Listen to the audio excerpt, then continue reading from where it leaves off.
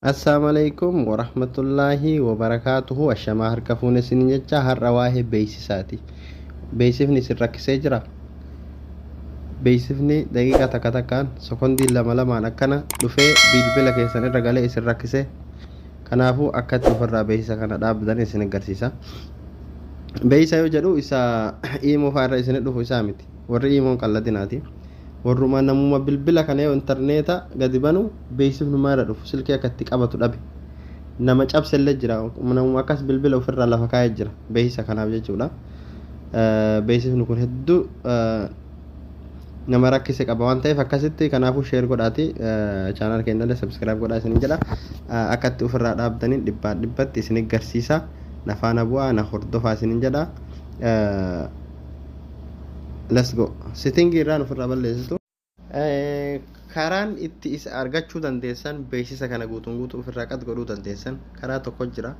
Karaa garagaraa sana osoo hin taane karaa biraa isin agarsiisa. Setting keessaani setting kanarra seentanii jechuudha. Walumaa galatti setting bilbila keessanii kanarra seentanitti karaa salphatti guutumaan guututti dhugaan isinirraa itti dhaabatu. Anis ofiitti amanu jechuudha.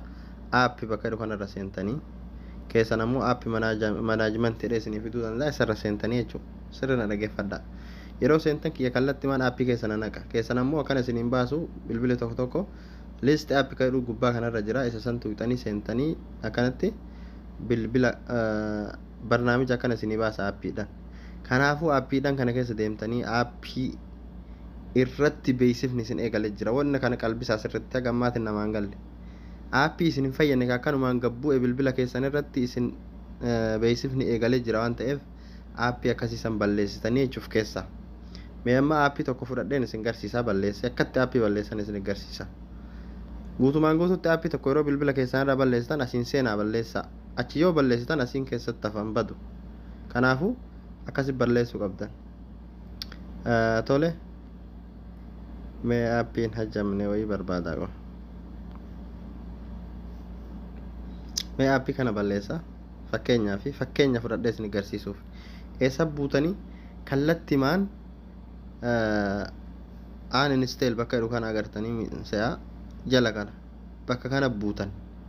Yeroo akkana itti buutan okay kadhu kana jira.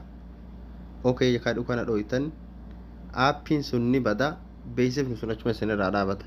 Yeroo waan kana gootanu beeksifni sirriitti dhufa waan ta'eef shabakaa cuftanii waan kana gootan. Amma aappiin kun badeera. Akkasitti aappii isin fayyadne keessa deemtanii ofirraa balleessitan dhibbaan dhibba ta'utti amana. Aappii isin fayyadne of jalaa haqaa fixa achi keessaati mee beeksifni isin itti dhufu. Akka isin jedhaa galatoomaa sheer godha. Dhugaa nama bilbila lafa kaa'e yookaan nama bilbila cabse jiraan ka qabatamaan beeku jechuudha.